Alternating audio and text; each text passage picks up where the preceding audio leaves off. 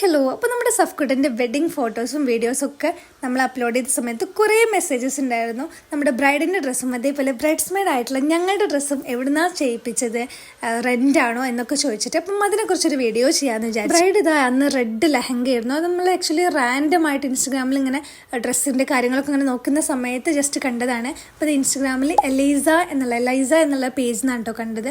അപ്പം നമ്മൾ ആ ഷോപ്പിൽ പോയി ഇത് ട്രയൽ ചെയ്ത സമയത്ത് സഫ്കുട്ടക്ക് നല്ല മാച്ച് ഉണ്ടായിരുന്നു. അധികം ഓവർ വർക്കും ഇല്ല, എന്നാൽ മിനിമലായിട്ട് നല്ല ഭംഗിയിലുണ്ടായിരുന്നു.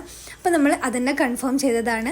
ഞങ്ങൾ ഡ്രസ്സിനെ കുറിച്ച് പറയുകയാണെങ്കിൽ ഞങ്ങൾക്ക് കല്യാണത്തിനൊന്നും ഒത്തിരി കോംപ്ലിമെൻറ്റ്സ് കിട്ടിയിട്ടുണ്ടായിരുന്ന ഡ്രസ്സാണ്.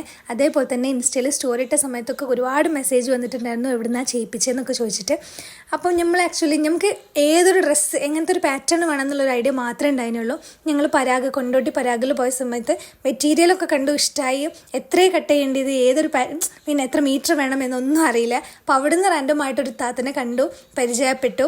അപ്പോൾ ആ താത്ത അങ്ങനെ അടിക്കുന്ന സ്റ്റിച്ചിങ്ങും ഡിസൈനൊക്കെ ചെയ്യുന്ന ഒരാളായിരുന്നു കേട്ടോ. അപ്പം ജഫ ഫാഷൻ എന്നുള്ള ഇൻസ്റ്റഗ്രാം പേജാണ്, ഒന്ന് ചെക്ക് ചെയ്ത് നോക്കാം. അപ്പം നമ്മൾ അവിടുന്ന് ആ താത്തൻ്റെ കയ്യിൽ തന്നെ നമ്മൾ മെറ്റീരിയൽ കാര്യങ്ങളൊക്കെ കൊടുത്ത് നല്ല ടെൻഷൻ ഉണ്ടായിരുന്നു. കാരണം എങ്ങനെ ആവും എന്നൊന്നും അറിയില്ല. ഷോൾമേലൊക്കെ നമ്മൾ വർക്ക് ചെയ്യാനുണ്ടായിരുന്നു. മാഷാഅല്ലാ ഡ്രസ്സ് ഞങ്ങൾ കയ്യിൽ കിട്ടിയപ്പോൾ ഞങ്ങൾ എക്സ്പെക്ട് ചെയ്തതിലൊക്കെ അടിപൊളിയായിരുന്നു. താങ്ക് യു സോ മച്ച് ജഫ ഫാഷൻ.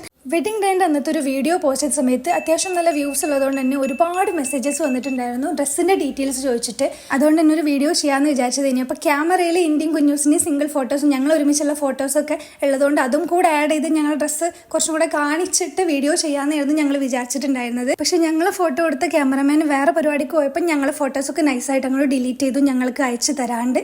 അപ്പോൾ പിന്നെ ഇനി അതിന് കാത്തുനിന്നിട്ട് കാര്യമില്ല എന്ന് തോന്നിയതുകൊണ്ടാണ് ഇപ്പം ഞാൻ ഈ വീഡിയോ ചെയ്യുന്നത്.